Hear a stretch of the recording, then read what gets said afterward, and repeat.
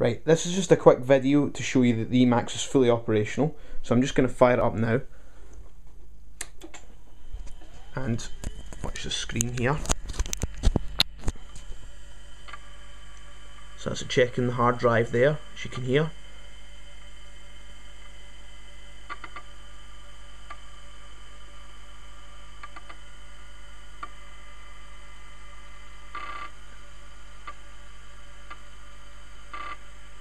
And that should be booted up now. Yep, so that's the first preset there.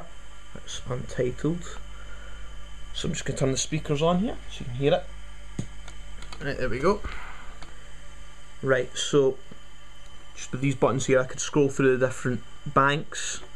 So in fact, no, I've got to go to load bank first. So I go to load bank, and this is all the banks here. So these are the ones that were in it when I got it. Lots of synth sounds, some drums, pianos, stuff like that. These are the ones that are like the backing tracks.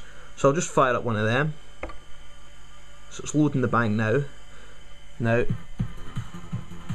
just turn that up a wee bit maybe. Right, as you can hear, that's just got it hooked up to some sort of bookshelf speakers. So that was one of the backing tracks there. There's a few more of those. If I go back to load bank, go to some synth sounds, Poly 6. Okay.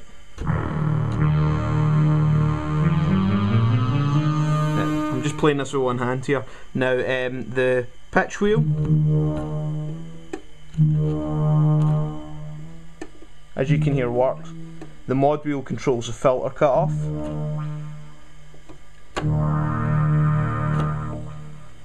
So yep, that works absolutely fine. As for the keys, as I said, now this one here actually sometimes triggers. If you hit it softly, sometimes it doesn't, but it seems to be working now. So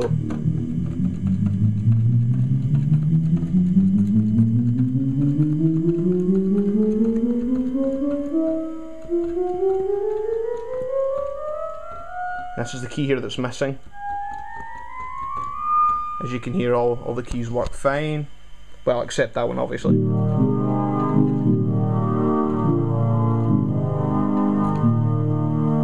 So that's absolutely fine. Now, regarding the memory on it, if you go to Master, which is here, and then number 4, which is Erase All Memory, what it does is that clears the RAM. So there's no memory. It just clears it so that you can use all the memory for sampling.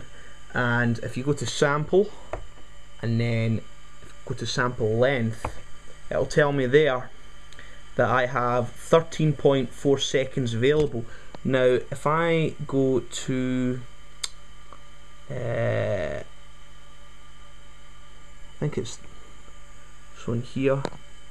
You see, I've got it in stereo, so I'd be sampling stereo. If I wanted to sample it in mono, there is a way of changing that. I think it's play sample. Yep. So, say I just wanted to sample the left channel, I'll just go to primary. And then now when I hit 4, as you can see, the length is now double, it's 24.8. So I mean that's pretty much everything. I mean the grid over here is tells you all the functions. It's got a built-in sequencer, real-time sequencer, all your sampling stuff. That's to manage the sequencer there. Digital processing. So that's actually when you take the samples, that's chopping it up, looping it. You've got digital effects as well, and preset management's just basically controlling the presets and the banks and stuff like that, adding presets to erasing them, renaming them, moving them around, stuff like that.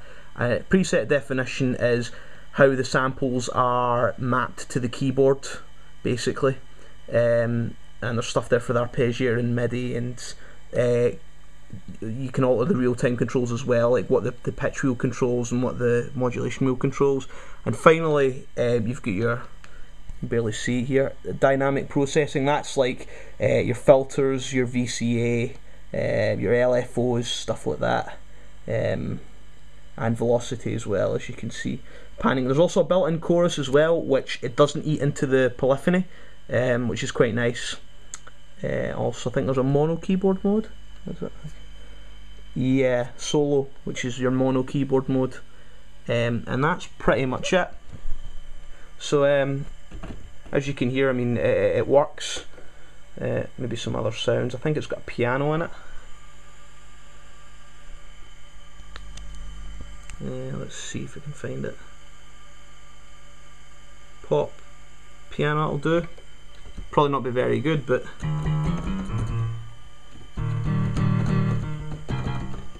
so yeah, it's got some built-in sounds that you can mess around with, or you can just add your own. The other thing as well is, if I go to drive select, as you can see here, you've got the floppy drive, which I haven't really tested, and you've got the built-in hard drive, which has about 500 megabytes of space. So at the moment it has 93% of its capacity left for you to use. I mean, obviously when you get it, you can erase all the presets and stuff like that. That's fine. I think to do that, you just format disk. There's a function there for format disk there. So that's fine. So that should give you an idea. Actually, just before I go,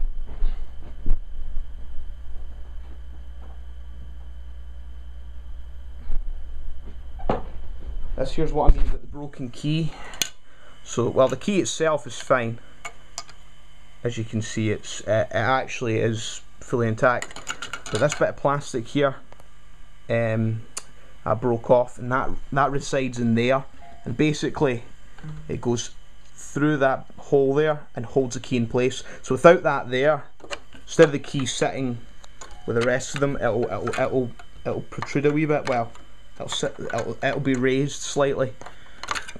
So I don't know if you can maybe try super gluing that back in place, and that might work. The other thing as well is the return spring, which would go here, is missing as well. But I know a place where you could get one of those. I think it would maybe be, I don't know, a couple of quid, hopefully.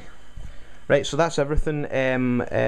Obviously, if there's any more questions, you can just contact me through email or whatever. Okay, cheers.